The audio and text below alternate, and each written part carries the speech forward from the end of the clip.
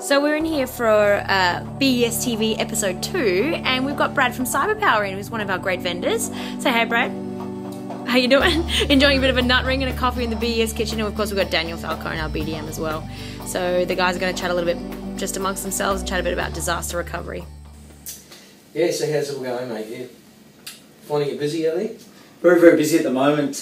You know, certainly a lot of disruptions in power with the recent floods and a number of power outages all the way across Queensland up into far north Queensland. Yeah. In particular areas like Bundaberg and so forth, very heavily affected by the floods. And you know, I think you know, during these times, it's very important people consider power protection, UPS systems to you know, to their home office or small business, medium enterprise, and the like. Yeah, it's pretty bad. Got a client who, you know, they didn't have a UPS on, and you know, they basically spent 2-3 hours after the power came back on rebuilding their machines and you know, getting their databases all straight and clean and tidy so that they could actually just get back and re-indexing and stuff. So that's pretty bad. And what they didn't realise was the amount of time that you can actually have with the new UPSs, that you're actually able to keep your runtime up. So in other words, you don't have to have that if the power goes out for an hour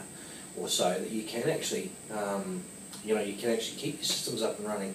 What sort of power, how long can you have these UPSs for these days? It's a really good question. We can offer solutions in the professional rack mount Cyberpower UPS product range that can actually encompass anywhere from 5 minutes battery backup all the way through to several hours in the event of a blackout. Wow, so it's that good these days? Absolutely. I mean, your communications equipment, your routers, your telco, you know, your phone systems, things like that, we can keep running for several hours in the event of a power failure, not a problem. Yeah, that's pretty cool.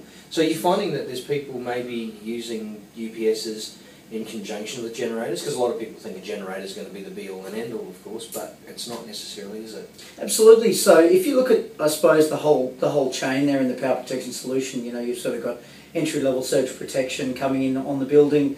You've then spanned directly into a UPS system of some scale, depending on your infrastructure in place, and then you've got the generator. So in that cycle, the first point of contact for the power is there's a power failure, it goes into straight away switches into the UPS within a matter of milliseconds.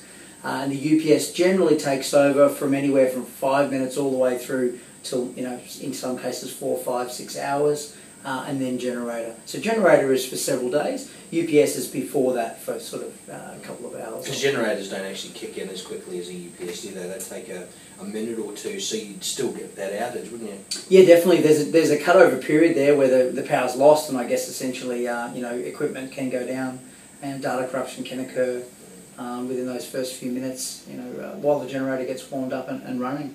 So that's for the server room.